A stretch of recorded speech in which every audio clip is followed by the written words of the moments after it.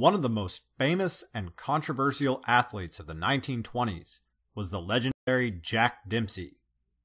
What sport was Dempsey well known for? Why was his career controversial? Jack Dempsey was born into a very poor family in 1895.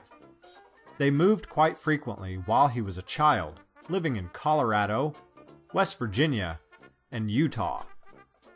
While in elementary school, he dropped out in order to work and help his family financially. He eventually left home at the age of 16 to seek a better job. Desperate for money, he began fighting in saloons, making bets that he could beat anyone in the bar.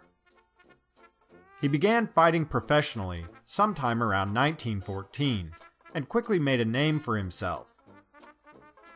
By 1919, he had won 58 bouts and was in position to compete for the heavyweight championship of the world.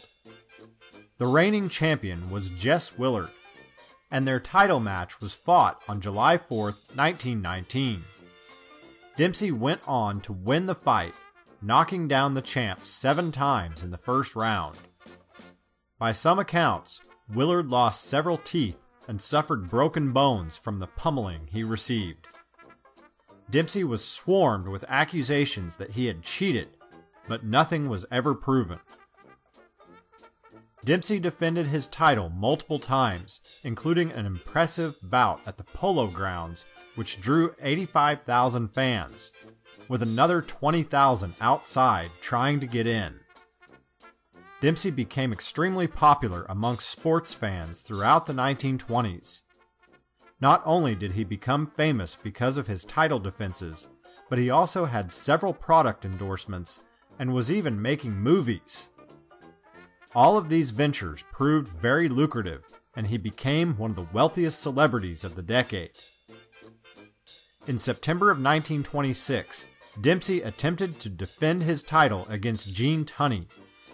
Tunney was a former Marine who had lost only once in his career. The fight took place in Philadelphia and was attended by more than 120,000 spectators. To this day, it remains one of the most highly attended sporting events of all time. After 10 rounds, Tunney defeated Dempsey in a surprising scorecard upset. 1 year later, the two fighters had a rematch in Chicago, Illinois. This match generated more than $2.5 million in revenue, and Tunney was paid $1 million to participate. This is equivalent to more than $13 million in today's currency. While Dempsey received $450,000. 60 million fans tuned in to listen to the fight on the radio, and newspaper reporters from across the nation were in attendance. In the 7th round of the match, Dempsey knocked Tunney to the canvas. Tunney regained his feet at the count of 9.